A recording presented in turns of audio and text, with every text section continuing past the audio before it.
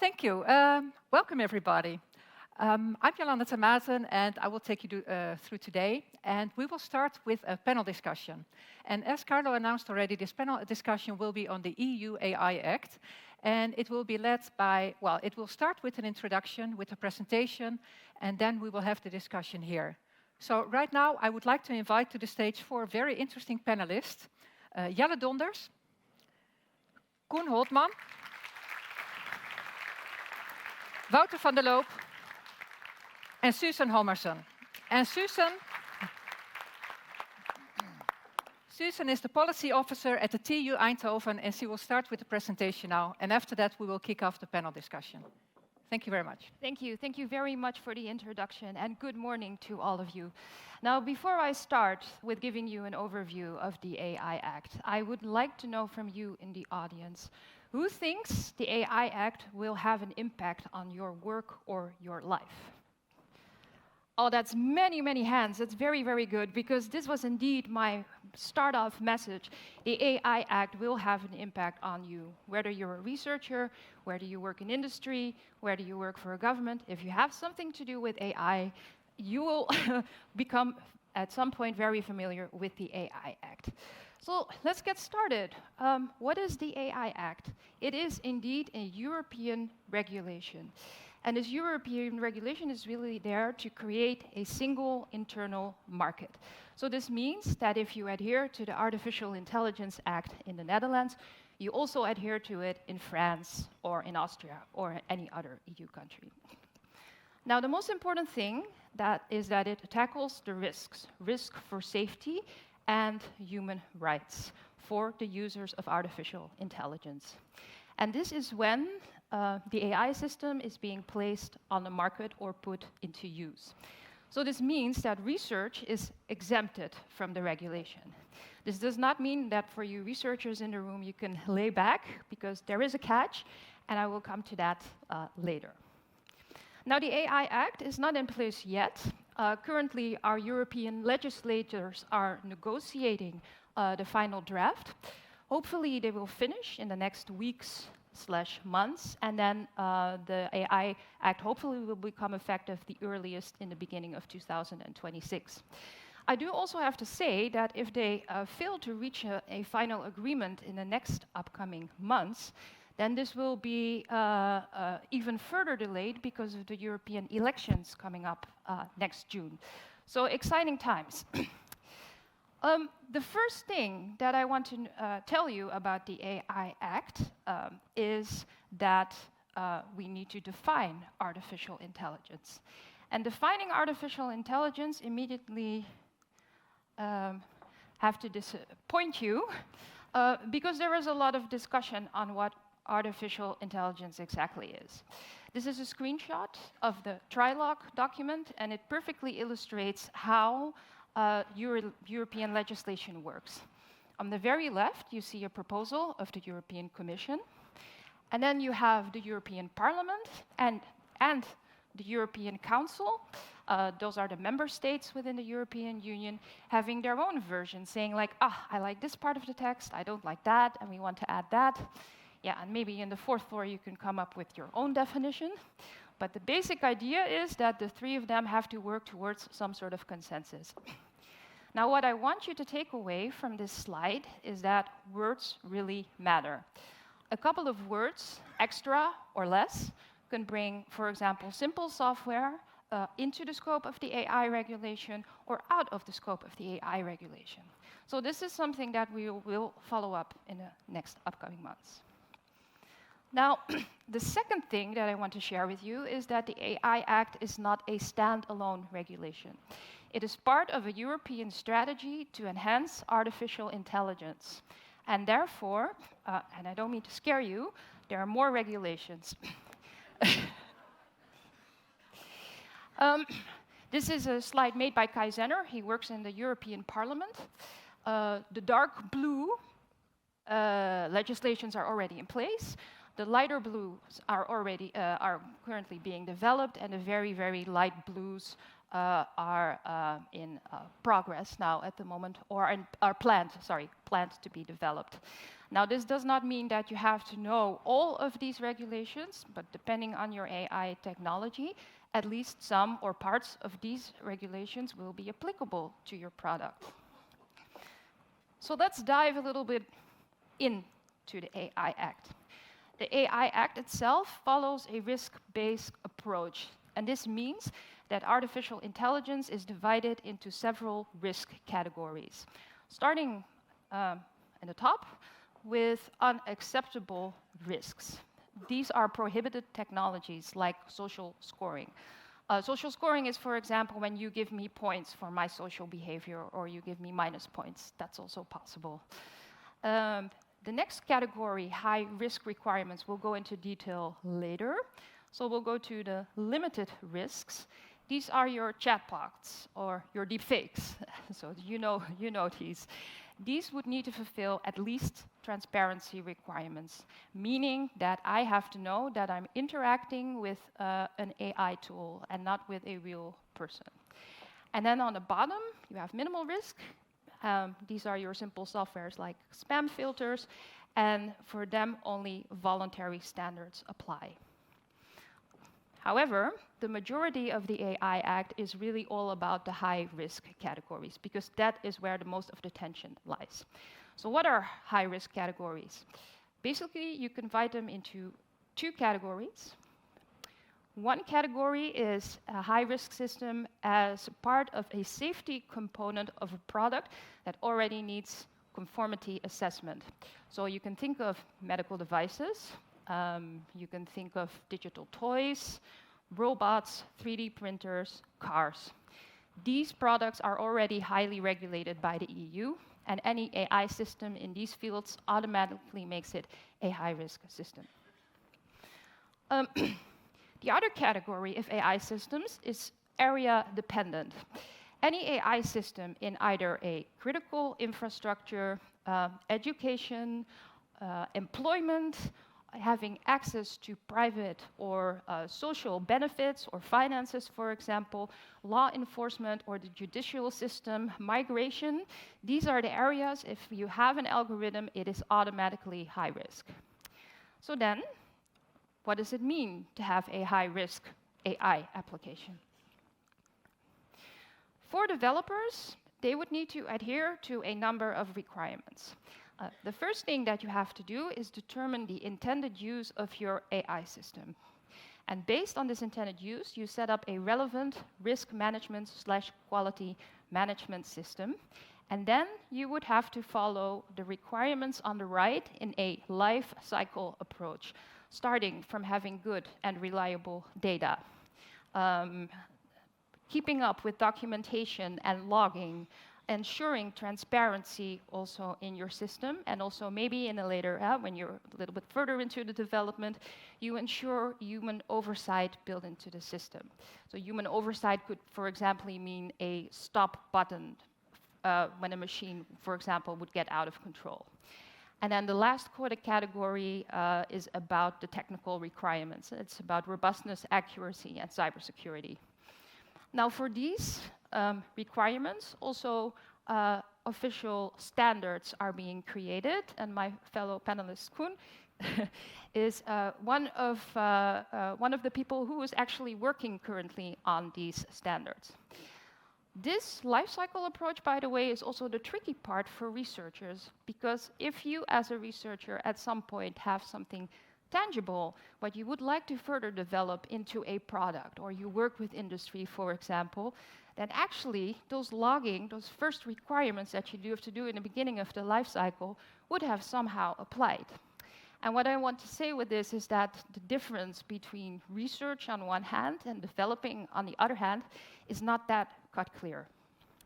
Now, it doesn't stop there, because when the AI system is on the market, you have more obligations to fulfill for the developer, but also the user, and they really involve post-marketing surveillance, monitoring, and reporting serious incidents to the local authorities.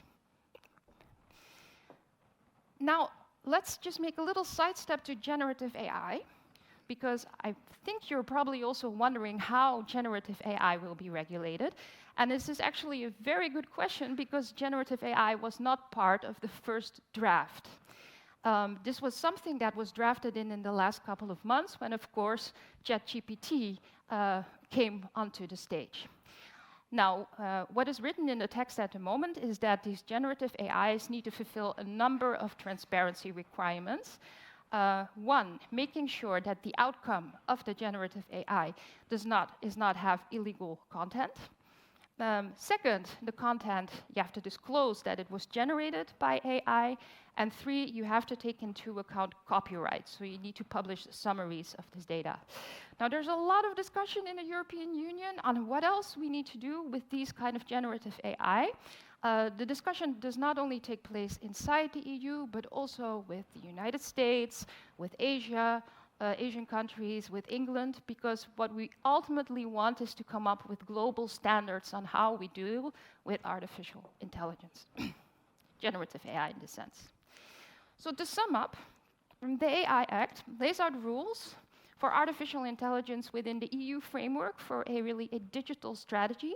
It is a horizontal law, so this means it's applicable in all sectors, and it follows a risk-based life cycle approach, and leaves many open questions for implementation, of which some hopefully we will answer in the panel.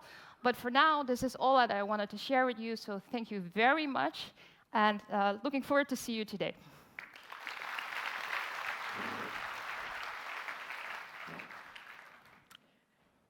Thank you very much, Susan. Can we put the next slide on? Yes.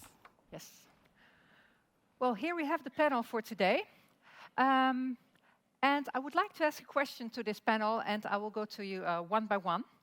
So we heard a lot about this EU AI Act regulation, and I was wondering what actually goes wrong if we don't regulate anything at all? Because it's a very complex matter, of course. So what happens if we don't regulate anything at all? Koen. So I think what we see in the Act, in the regulation, is it bans certain things that we don't really want in Europe. So it bans mass video surveillance for law enforcement, it bans social scoring, it bans making the AI pretend it's a human and not telling anybody. So I think these are things we don't want. So part of this is just to express what we are as Europeans and how so we expect AIs in Europe to be like. On the other hand, I do believe that the legislator has said if we don't regulate this market, it might go wrong. We might get some race to the bottom on quality and on safety and on trustworthiness. So the regulator is trying to put some minimum bar in. Okay, you need to do at least this. And that's a bit similar to what we have for cars, for medical devices, for elevators, for toys, for food in Europe. So in that sense, we are trying to normalize here. AI is just one of those. It's not some special thing which should not be regulated, and there is no minimal bar. Okay, thank you very much. Susan, what is your take on this? Yeah, I think it's very important also to note that the fundament of the AI Act are ethical principles. One of these ethical principles that I find very interesting and also important is the human in the loop.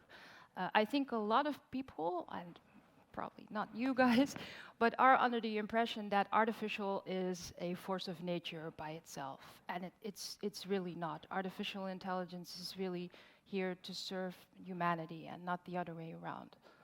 So I think this is a very important aspect of this regulation. Okay, thank you. Wouter.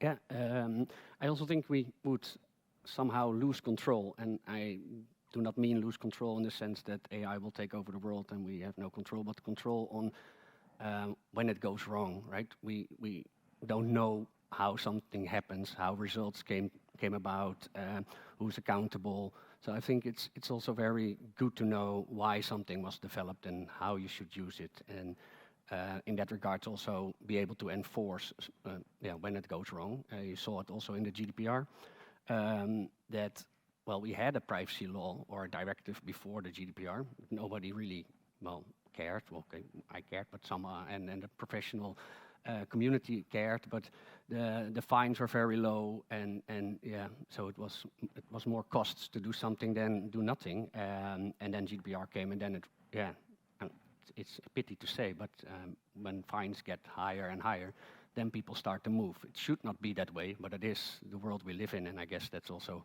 a very good thing about the AI Act. But is that also not because of the complexity of the law? Yes, of course, it is very complex, but it is also, why do something? There are rules, and you can incorporate them in normal business, but still you have to do something, and you are sometimes within boundaries, but it's, to be honest, most of it is just explaining what you do and knowing how you get to something and why you're doing it. Yeah. Being transparent about it. Yeah. Well, you just mentioned AI taking over the world. That's a fear that is living among people, obviously. Jelle, what's your point of view on that? What's the worst case scenario, and is there anything we can do about it? Yeah, so I think one way of thinking about this, about risk from AI, is to say, okay, you have individual risks, such as like privacy concerns. You have collective risk, such as fairness and bias and discrimination. And you have societal risks, things that could derail human civilization, maybe even permanently. I think all three are important. And something like the EU AI Act is, I think, a great first step for those first two. But it's a bit myopic in the sense that it doesn't at all tackle that last category. And there's increasing, especially now that AI is developing so fast, this is something that's becoming increasingly urgent. A quote I really like from Alan Turing, the grandfather of AI, and arguably even all of computer science. It seems probable that once the machine thinking method has started, it would not take long to outstrip our feeble powers. At some stage, therefore, we should have to expect the machines to take control. And this was 72 years ago. It's extremely hard, indeed, to predict the future and to know what kind of trajectory AI in the future will take. But I think it's a very reasonable worry to expect that if AI eventually exceeds human capabilities, which is becoming increasingly feasible now, that it's not obvious that humanity stays in control there. If an AI CEO outcompetes a human CEO, and if AI propaganda outcompetes human propaganda, then good luck not implementing that. If you don't, then the competitor will. If the Netherlands doesn't, then the US or China will. So you get this race dynamic where we're handing off our future to AI unless we, before we get to that stage, think very carefully about what kind of future do we want, and then to get international agreement on shaping the development of AI so that we get actually to that future we want. There's no laws of physics that guarantees that everything will just magically turn out if we essentially build a species smarter than us. Yeah, absolutely, absolutely. We have very limited time, but I want to see if there are questions from the audience. Are there any questions that you would like to ask to the panel? I see somebody here in front. I do apologize, I'm not very good at throwing. So. So I'm kind of curious. There are some safety initiatives in other parts of the world, right? So Biden issued his executive order, and there was the AI Safety Summit in the UK. Are there things we can learn from those approaches, like things we should probably think about in Europe, doing them and not doing them? Kind of curious about your perspectives on that. Who would you like to ask? Well, let's start with Koen. I'll try to have a go. I think what you see in the approach to the discussion we have now in the US and the UK, also the summits and the recent Biden statements, they definitely deal with these long-term societal risks and really the world ending or civilization ending that Jelle also talked about. And I'm very happy with that they pay serious attention to that. Like 4 or 5 years back, the discussion wasn't there. It was all, this is science fiction, we don't want to talk about it. Now we're getting into maybe more of a science fictional space here. We're into a space where Silicon Valley executives tour political capitals and say, please regulate us. You know, we're living something in a science fiction movie with this AI. think Europe has also recognized these risks. We got recent Parliament amendments, which were confirmed by Parliament in May, that also deal with this subject. I think everybody in regulation is still racing to catch up and seeing how can we make this future-proof. I do hope the AI Act will also put some stake in the ground, like the Biden administration did, but it's clear also that more work is needed. Okay, thank you very much. Let's do one more question because of the time that we have right now. Who wants to ask a question to the panel? I do want to note that during the break they will be available at the exposition space, which is on the ground floor, so you can ask them all the questions that you want. I see somebody there. Thank you.